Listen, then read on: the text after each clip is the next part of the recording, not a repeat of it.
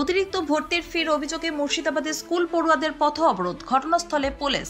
অতিরিক্ত ভর্তি ফি নেওয়ার অভিযোগে বৃহস্পতিবার দুপুরে রণক্ষেত্র হয়ে উঠল মুর্শিদাবাদের টিকরবাড়িয়া কাজী নজরুল হাই স্কুল চত্বর।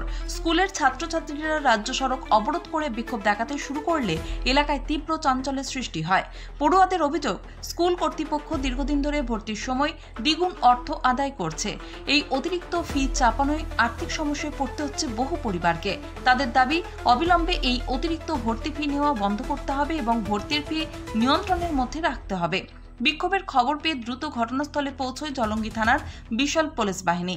পুলিশ অবরোধকারীদের সঙ্গে কথা বলে পরিস্থিতি শান্ত করার চেষ্টা করে। তবে পড়ুয়ারা তাদের দাবিতে অনড় থাকে এবং যতক্ষণ না তাদের দাবি মানা হচ্ছে ততক্ষণ অবরোধ চালিয়ে যাওয়ার হুঁশিয়ারি দেয়। ঘটনাকে কেন্দ্র করে এলাকায় তীব্র চাঞ্চল্যের সৃষ্টি হয়েছে।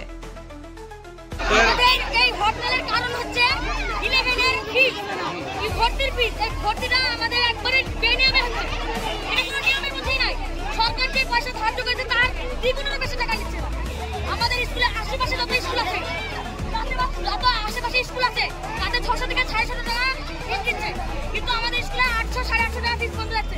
টোটালে ফিস আমাদের টোটালে খরচ হচ্ছে আপনার 900 টাকা। আমরা দিতে পারবো না স্টুডেন্টরা। টিকরবাড়িয়া কেন হাই স্কুল।